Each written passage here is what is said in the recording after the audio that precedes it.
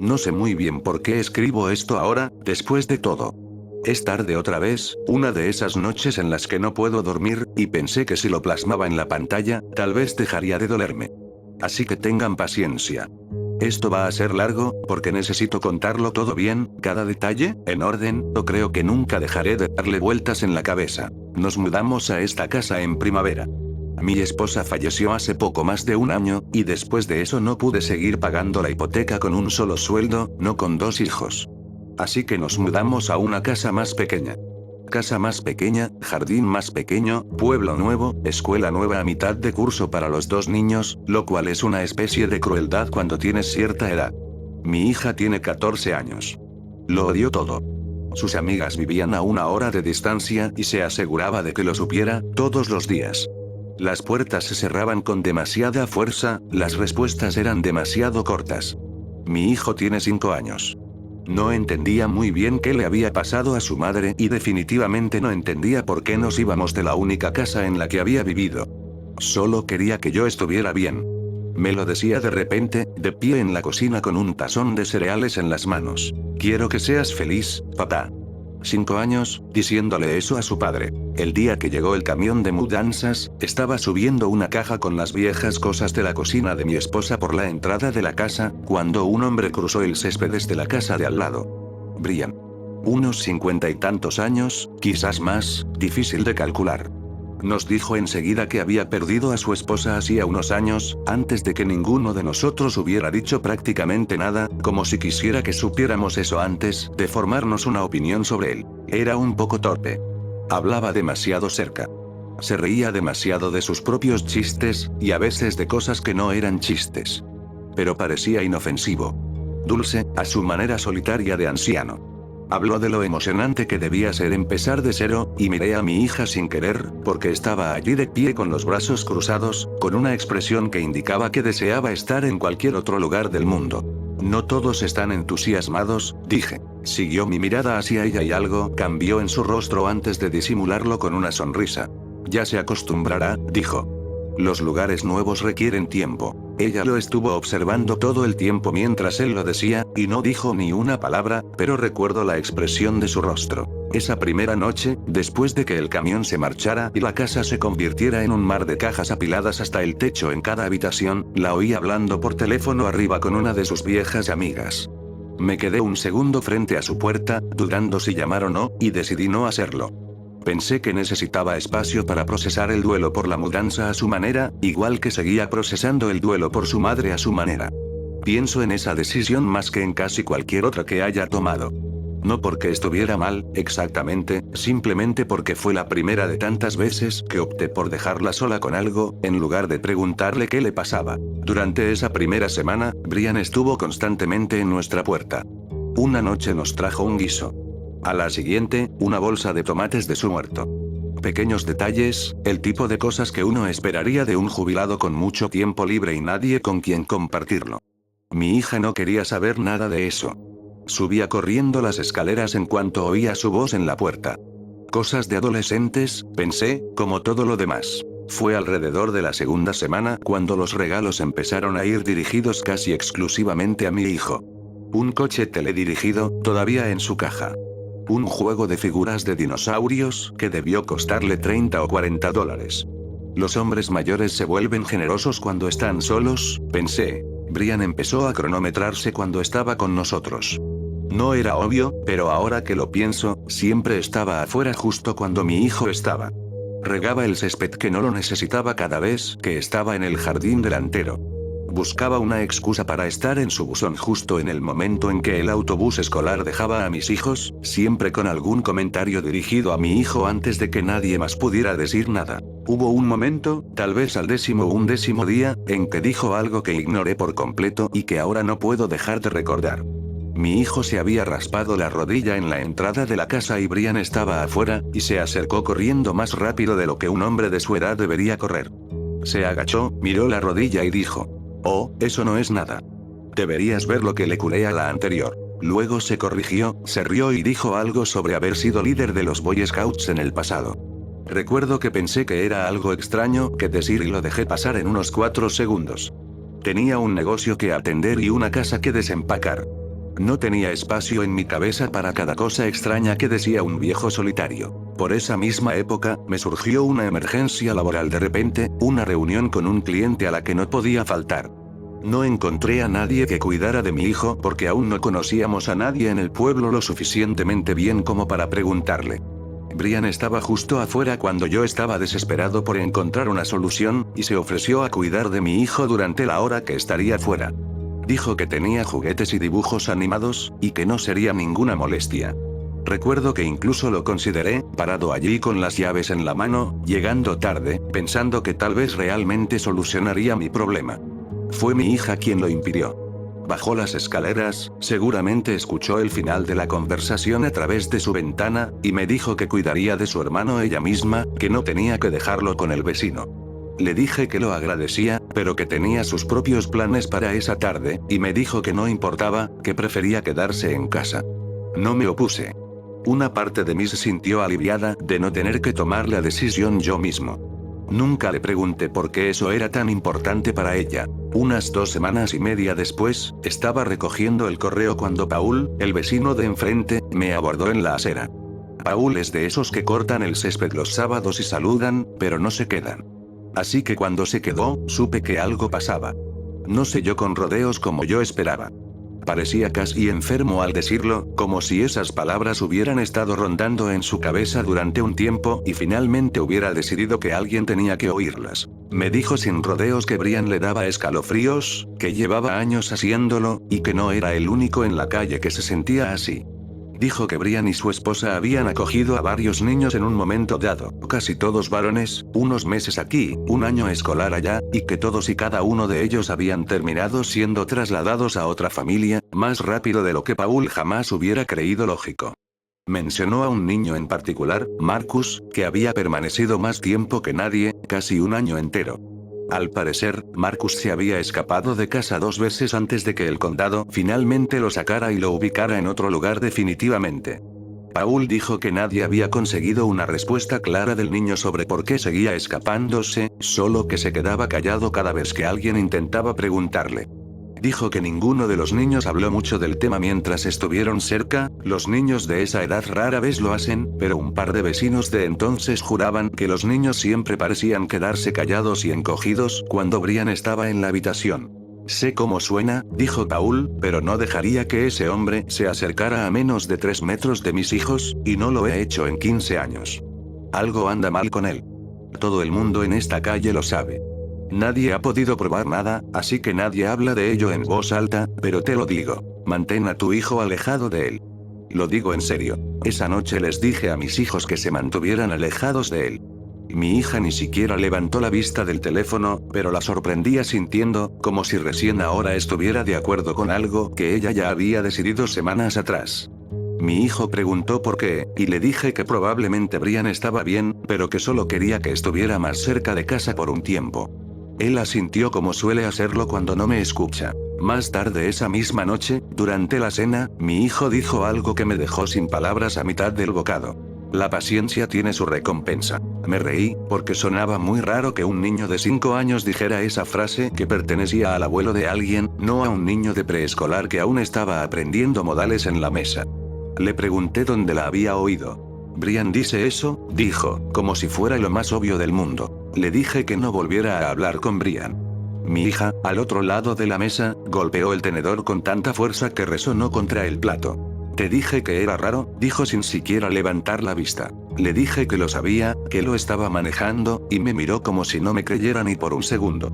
En ese momento no le di mucha importancia a su mirada. Unos días después, estaba lavando los platos y miré por la ventana sobre el fregadero, y vi a mi hijo de pie cerca de la cerca trasera, hablando. No estaba solo.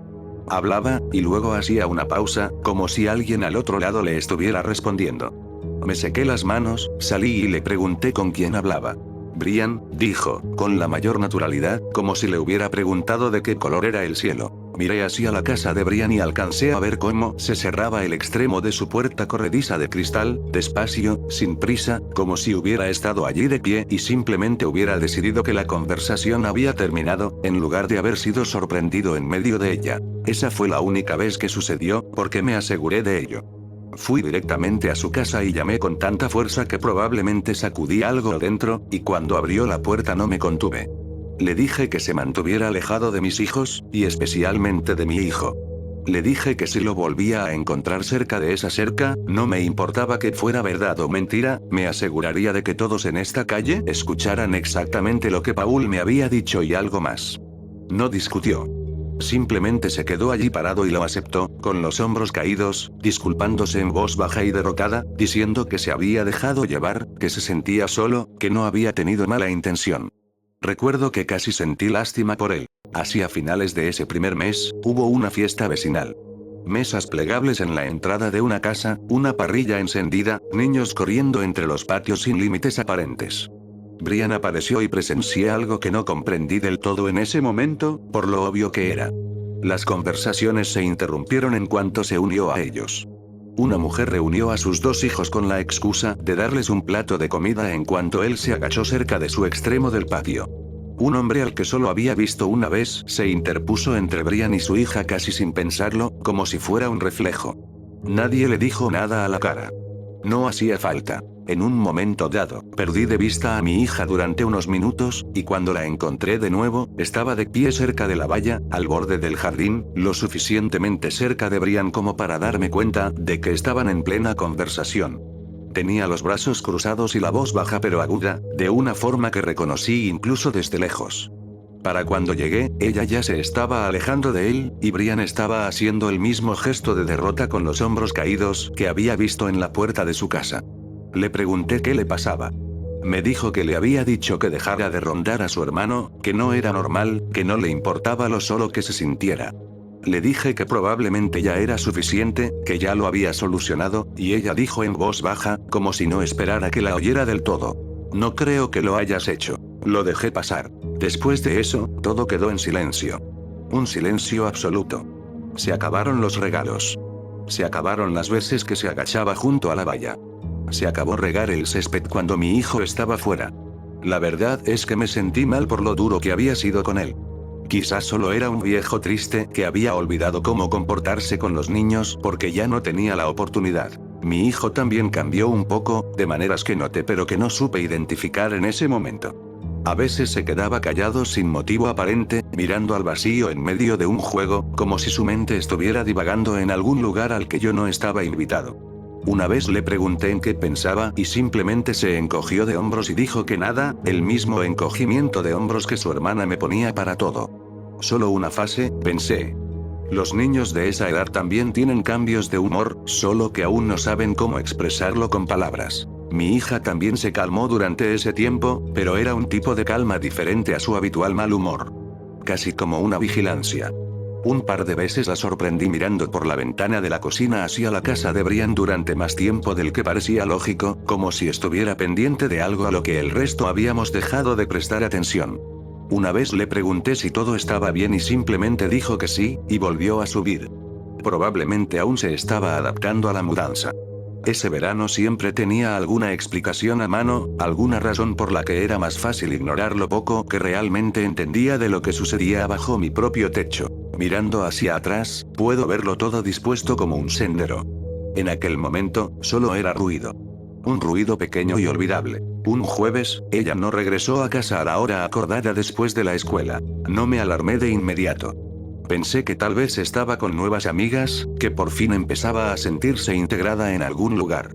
A las 4 de la tarde empecé a llamarla por teléfono, pero no contestaba. A las 5:30 de la tarde llamé a los padres de las 2 chicas que había mencionado de pasada en las últimas semanas, chicas a las que nunca había conocido, y ninguna la había visto desde que sonó la campana final. A las 6 de la tarde llamé al colegio. A las 6:30 de la tarde llamé a la policía. No voy a repasar cada detalle de aquella noche. Si alguna vez has tenido que hacer esa llamada, sabes lo que implica, y si no, espero que nunca tengas que hacerlo. El agente que atendió mi primera llamada hizo las preguntas correctas, con calma y profesionalidad, lo que de alguna manera empeoró las cosas, porque significaba que ya había visto esta situación antes, y mi hija se había convertido en un simple número de caso. Me dijo que empezarían por su ruta habitual, sus amigos, sus registros telefónicos, y que una unidad patrullaría la zona esa noche. Me dijo, con delicadeza pero con claridad, que lo más útil que podía hacer era quedarme junto al teléfono por si aparecía por su cuenta o si alguien llamaba con información. No podía hacerlo. Ahora sé que tal vez fue la decisión equivocada, o al menos no la que esperaban de mí, pero no podía quedarme sentado en esa cocina sin hacer nada mientras aún había luz afuera para ver algo. Así que, una vez que los oficiales tuvieron lo que necesitaban de mí, me subí a mi auto y comencé a conducir despacio por la ruta que ella tomaba para volver a casa desde la escuela. Esa ruta pasa por nuestra calle al entrar. Pasa por nuestra casa. Pasa por la suya. Su coche no estaba en la entrada. La casa se veía extraña en la oscuridad. No había luces. Una de las cortinas delanteras había desaparecido por completo. Solo quedaba el cristal donde antes colgaba. La puerta principal estaba entreabierta unos centímetros, como si la hubieran cerrado de golpe y no se hubiera quedado bien cerrada. Llamé desde allí mismo, desde la entrada de su casa, de pie en su césped con el teléfono pegado a la oreja, explicándole a la operadora qué estaba viendo y dónde me encontraba. Me dijo que esperara una patrulla. No esperé. Creo que, en el fondo, ya lo sabía, estando allí en su porche, y necesitaba verlo antes de que nadie me explicara su significado. La casa estaba casi vacía. En algunas habitaciones faltaban los muebles, en otras permanecían intactos, como si solo se hubiera llevado lo que le importaba y hubiera abandonado el resto sin pensarlo dos veces. Al final del pasillo había una puerta cerrada, y en cuanto la abrí comprendí que esta habitación era diferente al resto de la casa. Limpia. Cuidada.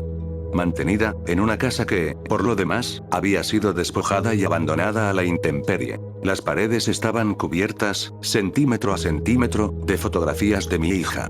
No eran recientes, ni solo de los últimos días. Eran todas, desde los primeros días que nos mudamos. Ella caminando hacia la parada del autobús. Ella sentada en el patio trasero leyendo. Ella enmarcada a través de lo que debía ser la ventana de nuestra cocina, en la mesa, sin mirar a quienquiera que estuviera sosteniendo la cámara, porque nunca supo que había alguien allí para sostenerla. Sobre el escritorio, debajo de las fotografías, había una sola hoja de papel, doblada una vez, con mi nombre escrito en el anverso con esa misma letra pulcra. Quiero escribir aquí exactamente lo que decía, porque ahora mismo pienso en ello más que en casi cualquier otra cosa. Decía: espero que entiendas que nunca quise hacerle daño a tu hijo. Los chicos simplemente me recuerdan a una versión de mí mismo que nunca pude conservar. Lamento si alguna vez te preocupé. Eres un buen padre. Mejor que la mayoría de los que he visto a lo largo de los años. Pude ver lo mucho que te esforzabas por criar a 2 niños tú solo. Ya he cuidado de algunos chicos así. Me necesitaban más de lo que nadie jamás me reconoció. La gente siempre encuentra motivos para temerle a un hombre que solo quiere ayudar. Supe quién de ustedes me necesitaba más desde el día en que el camión llegó a su entrada, incluso antes de estrecharles la mano. Hay cosas que uno simplemente sabe en el momento en que las ve. Un padre solo puede dar hasta cierto punto. El tuyo se lo diste a tu hijo. La observé. El tiempo suficiente. De cerca. Nunca pareció feliz estando contigo en la misma habitación, y tú nunca te diste cuenta, pero yo sí. Ya no tienes que preocuparte por ella. Yo me encargo de eso ahora, algo que tú claramente nunca tuviste tiempo de hacer. Pronto entenderá por qué esperé tanto. Piensa en ello como una cosa menos. Lo entendí todo de inmediato, estando en esa habitación. Cada regalo para mi hijo había sido real, al menos en su mente. Creía cada palabra de lo que había escrito. Creía que esos niños lo necesitaban. Creía que estaba haciendo algo bueno. No sé qué les pasó, en realidad no de la forma en que necesito saberlo para decirlo en voz alta, pero ahora sé lo suficiente para comprender que lo que sea que sintieran esos niños cuando se quedaron callados y pequeños en su casa nunca fue gratitud, sin importar lo que él se hubiera convencido a sí mismo. El miedo que mi hija le tenía era real desde el principio. Durante meses lo atribuí a su mal humor por una mala decisión. Ella era la única de nosotros que lo veía con claridad, y tuve muchísimas oportunidades para preguntarle qué veía, pero nunca las aproveché. No escribo esto porque crea que alguien vaya a resolver algo a estas alturas.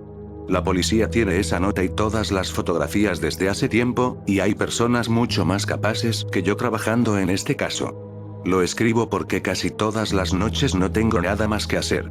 Mi casa está en silencio, mi hijo duerme al final del pasillo y yo estoy despierto en la oscuridad otra vez, pensando en cómo un hombre puede convencerse, completamente, de que quitarte algo es lo mismo que ayudarte. Paul me lo advirtió claramente, y aún así bajé la guardia.